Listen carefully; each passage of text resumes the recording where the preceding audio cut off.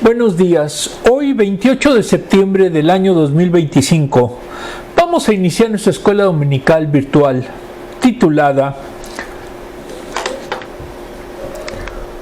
El mejor regalo es la sesión 4 de Lightwife para adultos de la Convención Bautista del Sur. Muy bien, vamos a iniciar como siempre con el texto en español.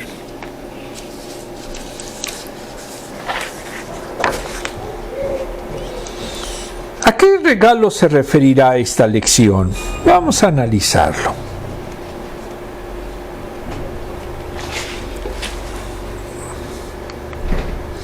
De hecho, el post que utiliza el material pues habla de un regalo.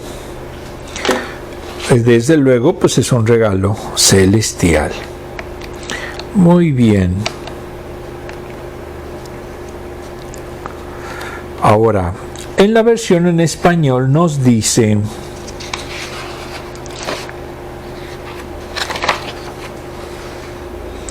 la idea central, no podemos recibir mayor regalo que una relación con Dios. Aplicación para la vida. ¿Te gusta recibir regalos y darlos? Los regalos son una de las alegrías más grandes de esta vida. Nos permiten expresar nuestro amor y aprecio por alguien y también nos permiten sentir el amor y aprecio del otro. Pero, ¿qué opinas de darle un regalo a alguien que nos ha despreciado y tratado mal? Darle un regalo a un enemigo no es algo común. El regalo que Dios nos da desafía todas las motivaciones humanas y excede el valor de todos los regalos humanos. La verdadera manifestación del amor es dar lo mejor que tienes. Y Dios no nos ha dado simplemente algo bueno, nos ha dado lo mejor que puede darnos, Él mismo. El Evangelio no consiste tan solo en cosas buenas que Dios nos da, como el perdón de pecados y una eternidad en el cielo, en lugar del infierno. El Evangelio es el regalo de la mejor relación que podemos experimentar. Es una relación que supera todas las relaciones humanas en profundidad y satisfacción. La relación con nuestro glorioso y amoroso Creador. Muy bien, ahora vamos a ver el texto en español.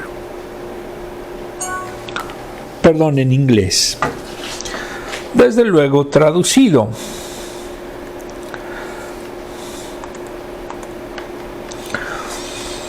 Dar y recibir regalos puede ser complicado, por no decir directamente difícil. Como padres buscamos el regalo perfecto para nuestros hijos. Lo abren y tan solo unos minutos descubrimos que disfrutan más jugando con la caja que con el juguete. ¿Recuerdas tu regalo favorito de niño? Para mí fueron unos patines de hielo. Significaba que ya no me quedaba de pie deslizándome sobre el hielo con mis botas, fingiendo estar en el juego. Ahora podía jugar con los niños mayores en el estanque helado del vecindario. Todavía recuerdo la foto Polaroid que sacaban instantáneas de mí con esos patines delante del árbol de Navidad. ¿Qué tal el mejor regalo que le has dado a alguien? ¿Recuerdas su expresión y la alegría que sentiste al abrirlo? Las Escrituras dicen que todo el cielo se regocija cuando alguien recibe el regalo más grande que Dios ha dado. Exploremos el mejor de todos los regalos, el que lo cambia todo. En el post del lado izquierdo es la portada y se ve un regalo. Y del lado derecho presupone que es el regalo divino de la salvación. Muy bien. Vamos ahora a ver nuestro texto bíblico. Romanos 5 del 6 al 8. Romanos es la epístola teológica más importante que escribió Pablo. A la verdad, como éramos incapaces de salvarnos, literalmente cuando todavía éramos débiles, en el tiempo señalado Cristo murió por los malvados. Y esto es algo incomprensible, es una locura para el sentimiento humano, para la lógica humana. Difícilmente habrá quien muera por un justo, aunque tal vez haya quien se atreva a morir por una persona buena. Pero Dios demuestra su amor por nosotros en esto, en que cuando todavía éramos pecadores, Cristo murió por nosotros.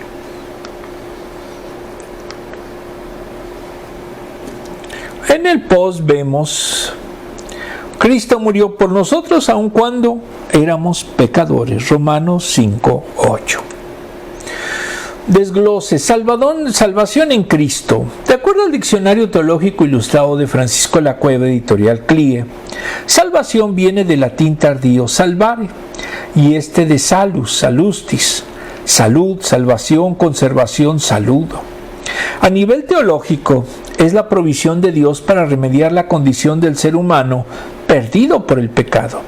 De ahí la contraposición del griego soteria, salvación, bienestar, liberación. Soteriología es el estudio de la salvación.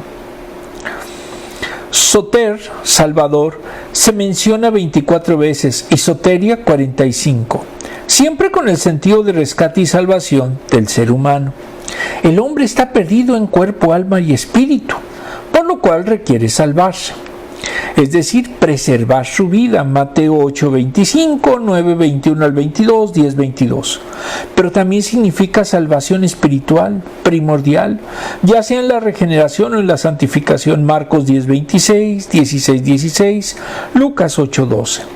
En Romanos 6:23 pueden verse 3 pasos para lograrla. Primero, justificación. 2, santificación. Y tercero, glorificación. A nivel objetivo, la salvación está centrada en Cristo, no solo como objeto central de la fe. Primera de Corintios 15, 3 al 4. Puesto que incluso su nombre significa Dios salva, Juan 1:17. Él es el Mesías, el Hijo de Dios, el Hijo de David esperado, haciendo palpable la misericordia y la fidelidad de Dios. Y por su sacrificio en la cruz, nos fue hecho desde Dios sabiduría, y no solo justificación, sino también santificación y redención. Primera de Corintios 1:30. A nivel subjetivo, la salvación está ligada a la fe del sujeto, y esta a la correcta proclamación del Evangelio. Romanos 10:17. Si el predicador presenta adecuadamente el Evangelio, toda la responsabilidad por el fracaso será del creyente. Ezequiel 3:16 al 21, 33 del 1 al 9. Una presentación adecuada tiene los siguientes elementos. 1. Todos hemos pecado y necesitamos salvación. Romanos 3:23. 2. El castigo del pecado es la muerte. Romanos 6:23. Cristo murió por nosotros. Romanos 5:8. Que vaya acompañado de buena música vocal o instrumental es intrascendental. B. Una invitación apremiante a responder personalmente a Cristo. Con fe. Romanos 10 del 9 al 10. B. El único arrepentimiento que requiere es el cambio de mentalidad con respecto a Cristo, como el único que puede alcanzar la salvación con el perdón de nuestros pecados. Hechos 17, 30 y 31. Y C. Una promesa de perdón y vida eterna para todo el que viene al Señor con fe. Juan 3:16, 35 al 37, Hechos 2:38, 3 y 19. Toda promesa de descanso, paz, gozo, felicidad, bendición, etc. es subsiguiente a esta y es insuficiente sin esta. Versículo 6. De acuerdo al libro Romanos de Samuel Pérez Millós, editorial CLIE, nos dice que los versículos 6 al 8 los titula Seguridad por el amor de Dios. En el versículo de estudio, Pablo dice que el amor es el elemento sustantivo de la esperanza, pero ese amor divino tiene un efecto contradictorio en el efecto que producen los pecadores, que son sus enemigos. Contrario a lo que hace el ser humano, la paz con Dios, la esperanza, descansa en la gracia, que no es otra cosa que el amor divino, en orientación al hombre y desde el mismo hombre, porque Jesús es Dios hombre. El creyente vive en fe y disfruta del amor personal de Dios en la acción y presencia del Espíritu Santo. Ese amor solo puede entenderse desde la cruz, donde el eterno hecho hombre muere ocupando el lugar del pecador. Cristo salvó a ellos en cumplimiento del tiempo. Gálatas 4:4. Versículo 7. El absurdo del amor divino culmina cuando afirma que el Hijo de Dios murió ocupando el lugar de los débiles y de los impíos. Humanamente quizás exista alguno que viendo una condena injusta decida ocupar el lugar del reo, pero esto sería muy improbable.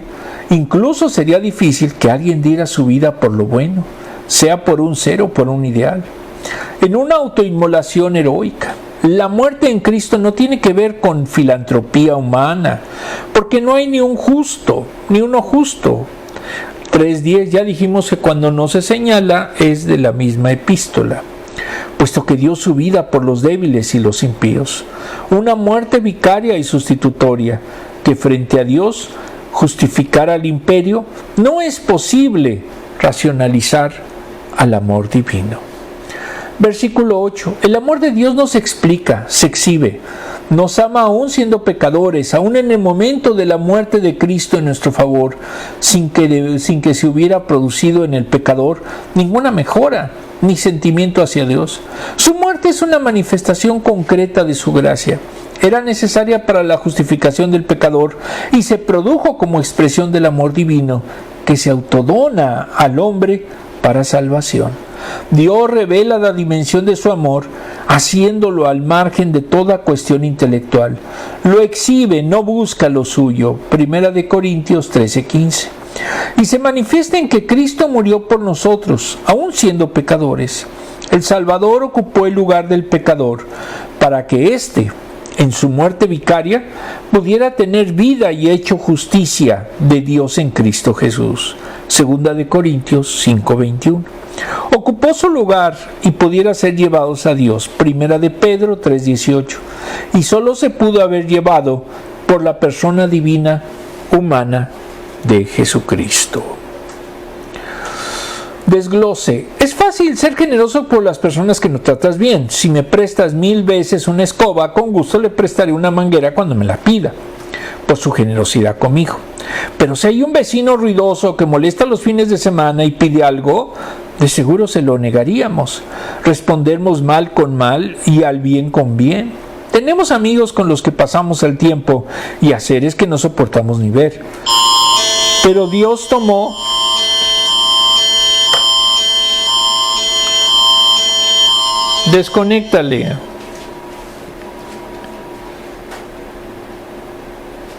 Desconéctale a la cámara.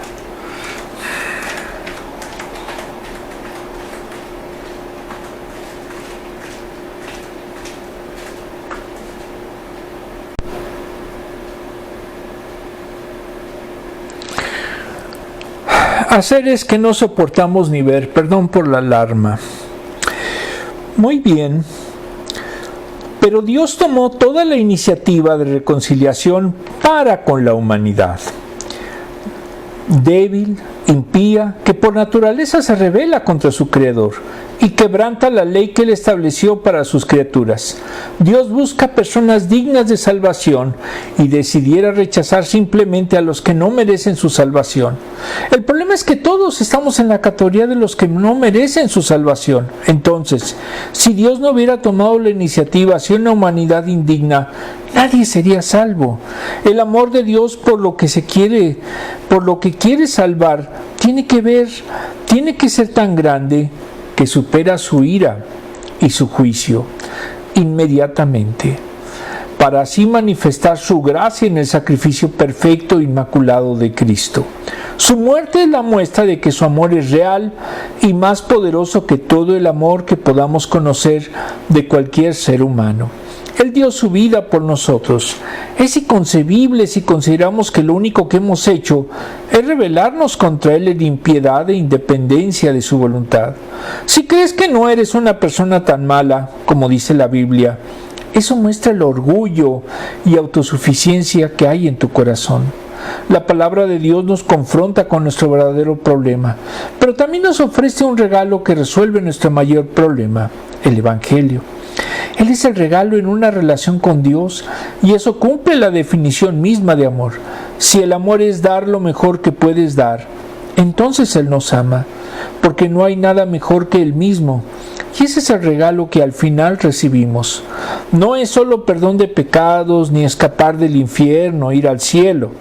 Es la relación más profunda y significativa, la de una criatura de valor finito con su Creador de valor y gloria infinitos. Vamos a ver ahora las preguntas.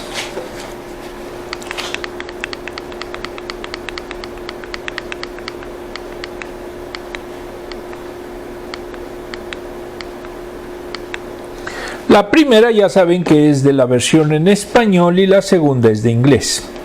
¿Cuál es el mejor regalo que te han hecho en este último año? Bueno, pues mi esposa me regaló una computadora y ese ha sido el mejor regalo que he tenido en este año. ¿Cuándo he recibido un regalo que parecía demasiado bueno para ser verdad? Bueno, en algunas ocasiones, algunas personas quizás en su momento en materia de ser juez, ningún regalo es gratuito. A veces dicen, te prometo que te voy a dar esto, etcétera, etcétera, pero la realidad lo que buscan es corromper. Entonces la realidad es que en lo personal no he tenido la ocasión de recibir un regalo siendo funcionario como fui, que realmente pudiera decir que no tenía una factura. Por eso no los aceptaba. 2. ¿Procurarías darle un regalo costoso a alguien que solo te ha ofendido? Explica tu respuesta. No, nadie. Si en su momento me dicen que si voy a dar un regalo a alguien que me ha ofendido, pues nunca. ¿Por qué? Pues si no hay en su momento una relación. ¿Qué es la diferencia con el amor divino? Aunque haya ofendido el pecador a Dios, Él da la salvación como un regalo. ¿Qué te viene a la mente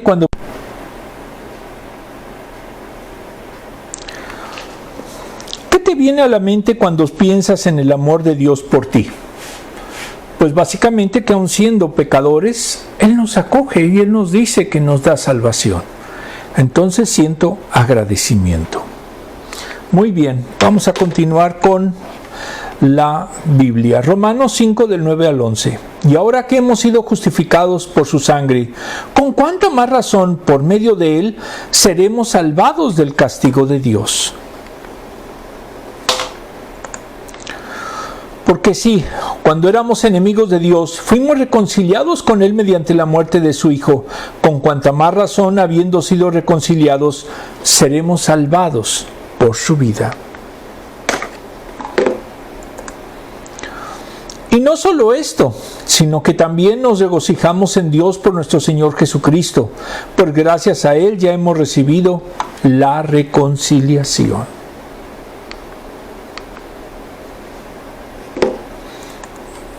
El objetivo entonces de la salvación es la reconciliación con Dios que se da por medio de Jesucristo. Reconciliación con Dios.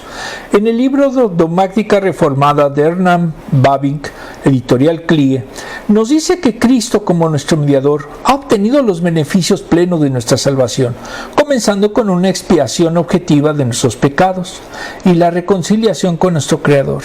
Según la Escritura, el sacrificio de Cristo tuvo una importancia objetiva y válida para Dios. En el Antiguo Testamento los sacrificios pretendían cubrir los pecados a los ojos de Dios. La expiación se produce ante su rostro. Levíticos 1:3, 6:7, 10:17. Pretende cubrir el pecado, eludir su ira. Números 8:19, 16:46. Y propiciarla. En el Nuevo Testamento Cristo es una expiación. Romanos 3:25. El precio de nuestros pecados, primera de Juan 2 y 2 del 4 al 10. Un sumo sacerdote misericordioso y fiel al servicio de Dios para expiar los pecados del pueblo, Hechos 2:17. Por consiguiente, la reconciliación no es unilateral, sino bilateral. No solo debemos reconciliarnos con Dios, sino que Él también debe reconciliarse con nosotros. En el sentido de que al entregar a Cristo como expiación, Romanos 3:25, Hechos 2:17, Primera de Juan 2:2, 4:10, deja a su lado su ira y establece una relación de paz entre él y nosotros. Romanos 5:9-10, Segunda de Corintios 5:18-19, Gálatas 3:13. La negativa a reconocer la apropiación como esencia de su muerte y resurrección nace de una mala interpretación del amor de Dios, porque la ira de Dios no es una pasión malvada y su justicia no es sed de venganza debida a nuestros pecados. Somos objetivos de la ira divina, escribe Calvino, pero el Señor no quiere perder lo que es suyo en nosotros por su propio amor. Encuentra algo digno de amor. Entonces la ira de Dios y su justicia son congruentes con el amor más sublime, dado que es amor el que ofrece a Cristo como medio de propiciación. Es el propio Dios quien produce la reconciliación en Cristo, segunda de Corintios 5:19. Amándonos ya, nos reconcilió consigo mismo, dado que primero nos amó y luego nos reconcilió consigo mismo, Agustín de Hipona. Mediante el sacrificio de Cristo se ha alcanzado una nueva relación de reconciliación y de paz entre Dios y la humanidad. El beneficio de esta obra es ilimitado, abarca todas las dimensiones de la experiencia, incluye toda la creación. En consecuencia, es la reconciliación realizada por la expiación y la propiciación. Este es el contexto de todo el Evangelio. Todo está hecho. Dios ha sido reconciliado por nuestra parte, no queda nada más que hacer. Y el ministerio completo de la reconciliación consiste en una invitación al mundo. Reconcíliense con Dios. Crean en el Evangelio. Romanos 5:9-10, Primera de Corintios 5:18, Efesios 2:16, Colosenses 1:20-22. La gracia de Dios y el don gratuito por medio de la gracia son superabundantes. Romanos 5:15. Y sus beneficios abarcan en lo jurídico, perdón de pecados, justificación, adopción como hijos, herencia celestial, redención. En lo místico, ser crucificado, enterrado, resucitado y sentado con Cristo. Romanos 6:8, Gálatas 2:20.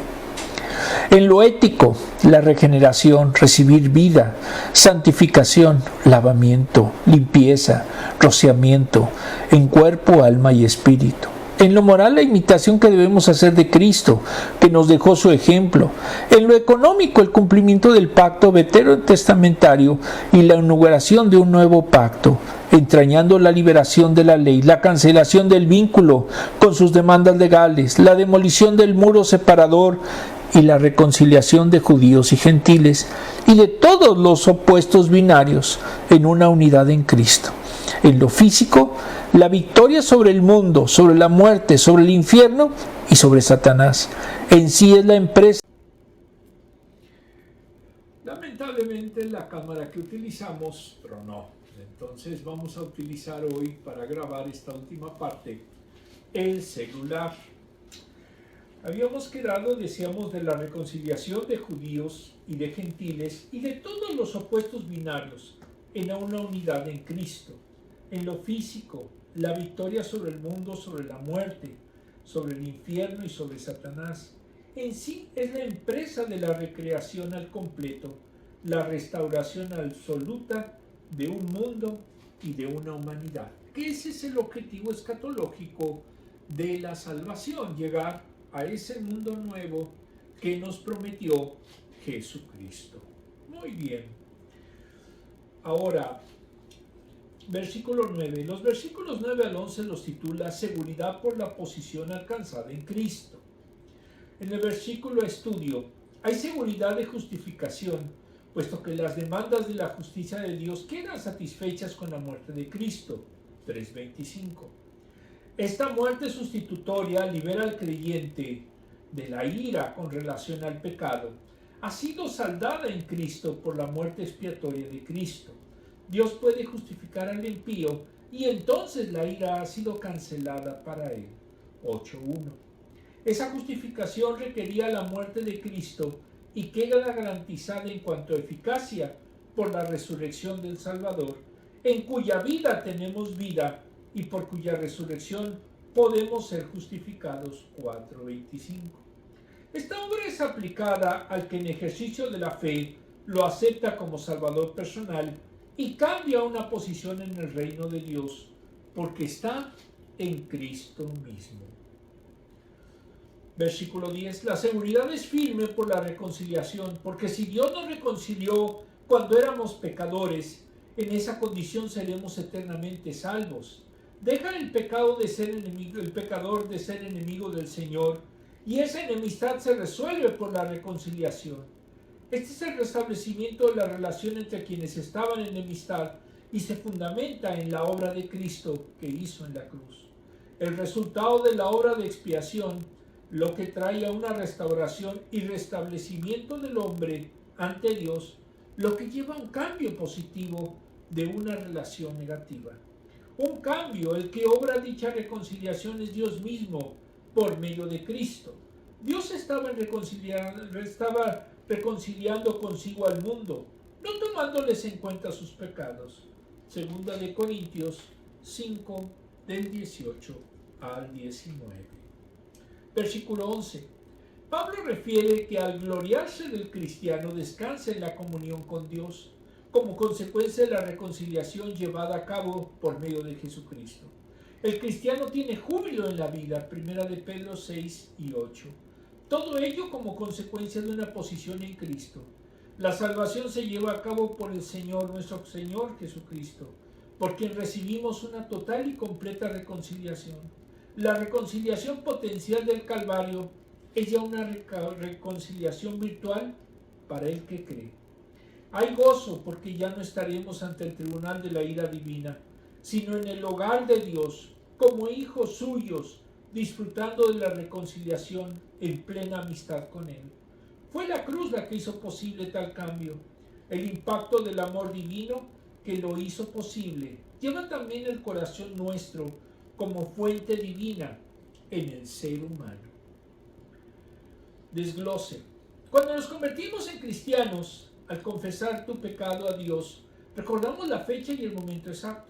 Nos gusta oír los testimonios de personas que vivían una vida de impiedad y rebeldía contra Dios y su ley, y luego tuvieron un encuentro sobrenatural con él, dando un giro sobrenatural de 180 grados para ahora predicar el Evangelio y servir a Dios. Otros vivieron un hogar cristiano, escucharon el Evangelio desde niños y asimilando la verdad a lo largo de nuestras vidas, la conversión y el momento de la justificación es una experiencia un poco diferente en cada cristiano. Pero pocas veces pensamos en la salvación como algo futuro. Pablo lo escribe de este versículo y nos muestra que nuestra salvación va creciendo con el tiempo. Comienza con nuestra justificación delante de Dios, pero tendrá un significado más glorioso cuando Jesús regrese para su juicio final sobre toda la humanidad de todos los tiempos. La ira venidera es la ira de la condenación sobre todos los que han vivido en rebeldía, en oposición a Dios y a su reino. Si hemos experimentado su gracia, hemos pasado de ser sus enemigos a hijos adoptivos. Los dos argumentos que da Pablo sobre la salvación, es decir, si Jesús ya nos justificó cuando derramó su sangre, y cuanto más representará nuestra salvación cuando todo el mundo que sigue siendo culpable esté siendo juzgado. Si Dios murió por nosotros, siendo sus enemigos para poder reconciliarnos con Dios, cuanto más podemos gozar su salvación a través de su vida con Dios. Lo mejor siempre está por venir. Pablo se llenaba de gozo y gratitud al pensar en la vida que Dios hace a nuestro favor. Por eso se gloria, se enorgullece de la reconciliación recibida inmerecidamente de parte de Dios. Este tipo de orgullo es bueno porque no mira hacia adentro para encontrar un motivo de jactancia, sino hacia afuera, hacia el único que merece reconocimiento, para jactarse de lo que Él hizo y no de lo que yo hice. Esa es la esencia de la fe que salva. Es mirar hacia afuera para encontrar esperanza y dependencia. Entonces, nuestra salvación no surge en un día determinado, sino en un proceso que no ha terminado. Vamos a ver la siguiente pregunta.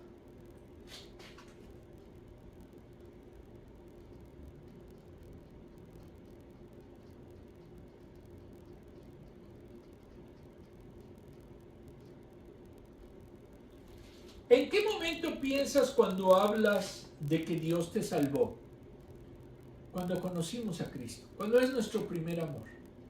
Y todos lo recordamos. Los que teníamos otra fe y cambiamos en un momento dado, aunque eso nos costó bastante. ¿Por qué la muerte de Jesús ocurrió en el momento justo? Porque recordemos que Dios sabe el presente, el pasado y el futuro. Entonces Dios murió, Jesucristo murió en el momento preciso, ni antes ni después. Muy bien, vamos a ver la escritura. Romanos 5 del 18 al 21.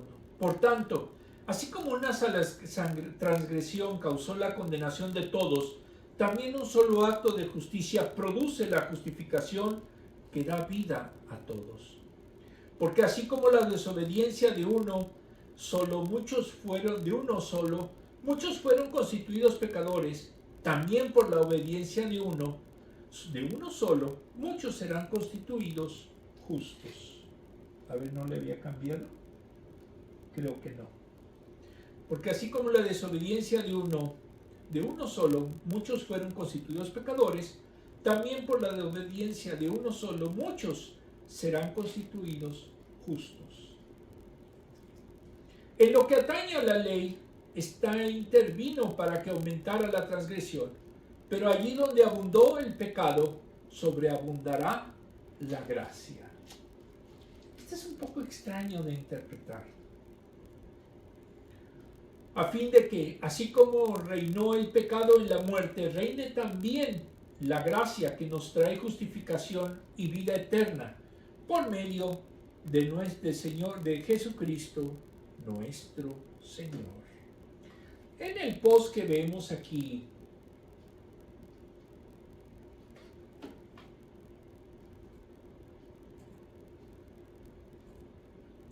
la obediencia a Dios es la llave que abre las bendiciones. Versículo 18. El efecto de la acción de Cristo como eliminación de la acción de Adán alcanza aquí el nivel más alto. Si por un hombre, Adán, se llegó a la condenación de todos, ahora por la acción de un solo hombre, creadora de justicia, se llega a la justificación para todos los hombres que conduce a la vida. La transgresión y condenación son causados por la acción de Adán, mientras que la acción justificadora y la justificación misma son el resultado de la obra de Cristo. Hay condenación por efectos de la transgresión de Adán y justificación como consecuencia de la imputación de justicia de Cristo. Esa justificación abre la puerta a la vida y por el pecado de Adán se había cerrado, y es en Cristo donde está la situación de vida. Versículo 19, se ven las consecuencias producidas por Adán y por Cristo, resultante en pecadores y injustos. Dios demandó de Adán obediencia, Génesis 2:17, y a esto desobedecía lo ordenado por el Creador para él, Génesis 3:6. En consecuencia, toda la humanidad quedará contaminada por el pecado. Ese es un dogma cristiano. Y fuese constituida como pecadora. Jesús presenta la obediencia y por su obra Dios puede justificar al impío. Se entregó incondicionalmente a la voluntad divina para hacer la obra de salvación. Y por tanto esa obediencia hizo que muchos, los que le creen, sean considerados justos. Al declararlos Dios como justificados, esa obediencia se relaciona, uno, con el amor de Dios, versículo 8, y con la gracia, versículos 15 y 17. Esa obediencia es la expresión manifiesta de la gracia de Dios en el mundo de los hombres. Jesús se hizo obediente hasta la muerte, y muerte de cruz. Filipenses 2, 6 y 8. Por gracia, Él gustó la muerte por todos. Hechos 2, 9. Versículo 20. La ley de Dios fue dada por Moisés, Juan 1:17, con el propósito de que el pecado abundase.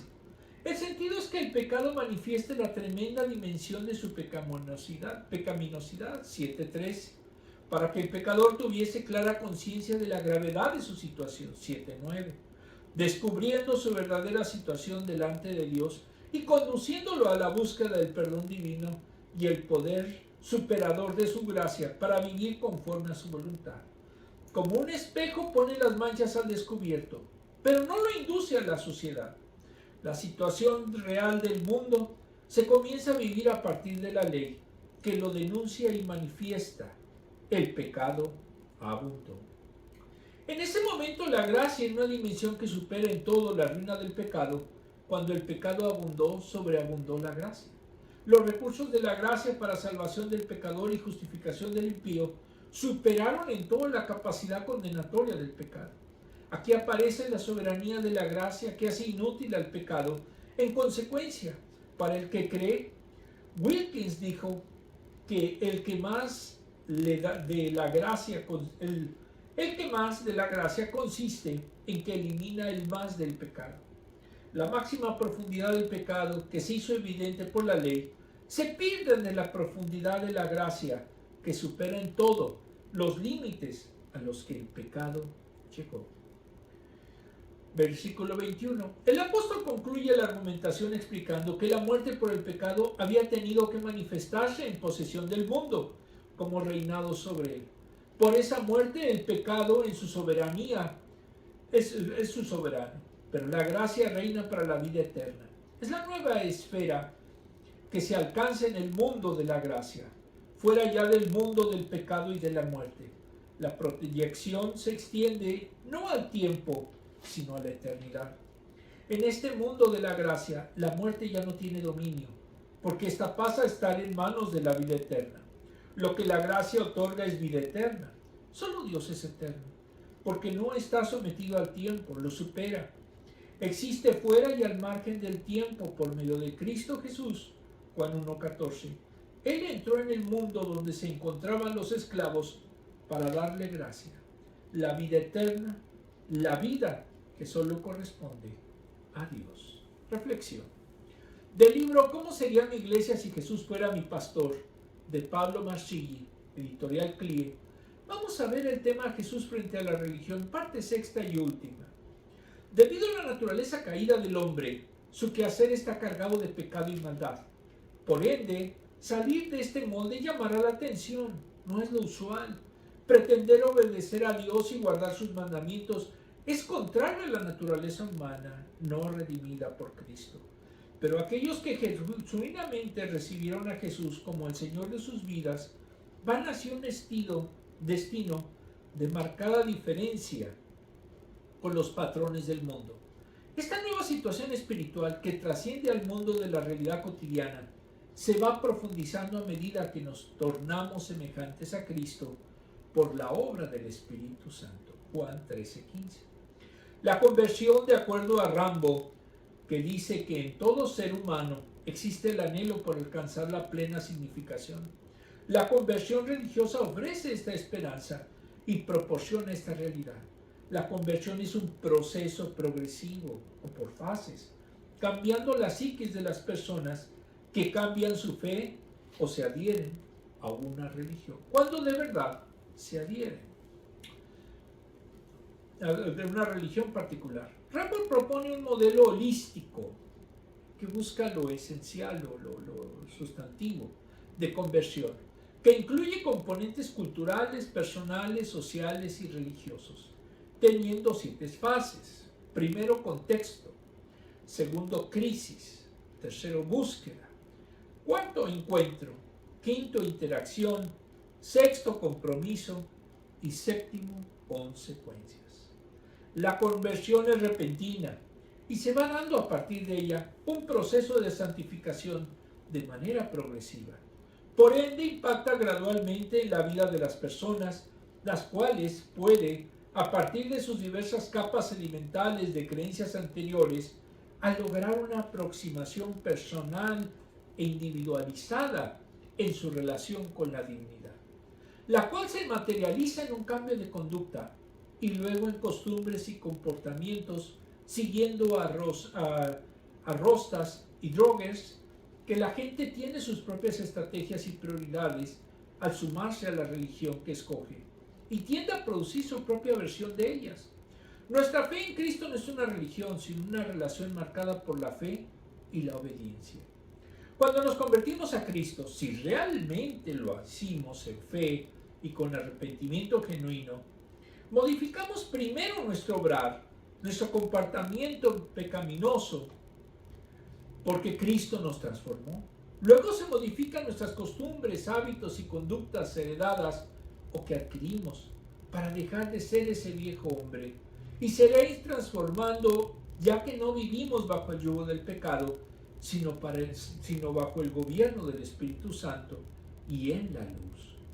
Finalmente cambiará nuestra cosmovisión, la manera de ver y entender al mundo conforme a los parámetros que Dios estableció en su palabra. Entonces pasamos a tener la cultura de Cristo y hacemos las mismas cosas que Él hacía.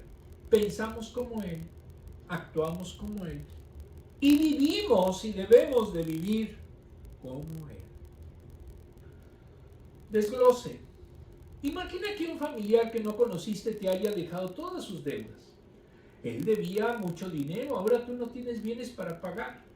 Eso en el derecho moderno es falso. ¿Por qué? Porque siempre en la sucesión existe lo que se conoce como el derecho de inventario, que es precisamente únicamente se hereda lo que es arriba de deuda, no se heredan las deudas. Muy bien. Ahora, pero al ser un familiar tenía el derecho a pasarte su problema a ti, eso era la antigüedad. Pero ¿y si te llaman diciendo que un familiar lejano te ha dejado toda su fortuna sin deudas? Sentirás gratitud y es 100 veces más grande de la deuda de que te había legado antes. Así es la imputación de corrupción que viene a través del linaje de Adán y la imputación de justificación que viene a través de Jesús. Por un lado, es injusto que recibamos las consecuencias de las acciones de los antepasados, pero igualmente no merecemos la justificación de la obediencia que Cristo nos ofrece. Y esa justicia es mucho mayor que la corrupción que hemos heredado de Adán. Pablo dijo que cuando abundó el pecado, sobreabundó la gracia.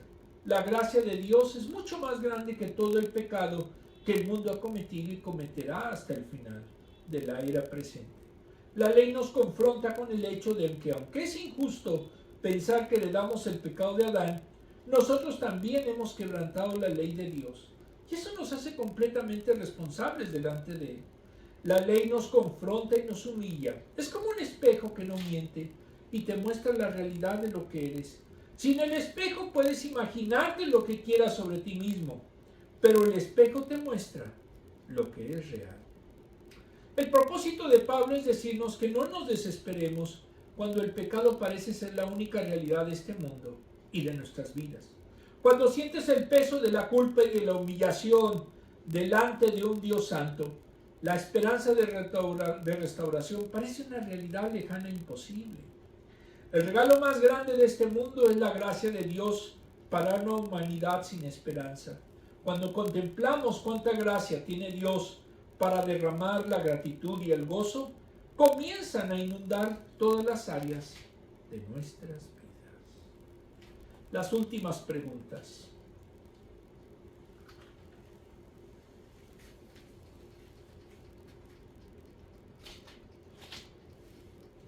Sigue grabando, ¿verdad? Muy bien. 4. ¿Qué te hace merecedor de una herencia? Nada. Es el autor de la sucesión es el que decide, es por gracia de Él. ¿Por qué es necesaria la reconciliación para la salvación? La reconciliación es la consecuencia de la salvación porque es el restablecimiento de la relación con Dios. 5. ¿Sientes que Dios es injusto al hacerte cargar con las consecuencias de lo que hizo otra persona? Reitero, en lo que es en la vida humana, pues ya no podríamos decir que hay injusticia de ese tipo. Pero para Dios entrañó una decepción de la humanidad. ¿De qué manera has visto la gracia multiplicada en nuestro grupo? Pues simplemente que nos ha permitido llegar hasta este momento. Prácticamente la cámara que en estos momentos se acaba de tronar, pues duró 3 años. Entonces, en esos 3 años, alabado sea el Dios que nos permitió utilizarla y transmitir estos mensajes. Ya veremos cómo lo resolvemos. Muy bien. Vamos en su momento todos Filipenses 1, 8, 9. Y al manifestarse como hombre, se humilló a sí mismo y se hizo obediente hasta la muerte y muerte de cruz. Por eso Dios lo exaltó hasta lo sumo y le otorgó el nombre que está sobre todo nombre. Filipenses 1, 8, 9. Amantísimo Padre, te damos gracias porque pese a las circunstancias hemos podido concluir esta escuela dominical. Amantísimo Padre, pedimos que tú nos proveas de lo necesario para continuar. Pero sobre todo, Señor, te damos gracias porque si alguno de los que nos oyen han comprendido algo de este mensaje, lo aplican a su vida y les sirve, alabado sea el Señor y bendito sea tu obra en Cristo Jesús. Todo esto, Señor, te lo pedimos y agradecemos en el sagrado nombre de nuestro Señor Jesucristo. Amén. Nos vemos la próxima semana.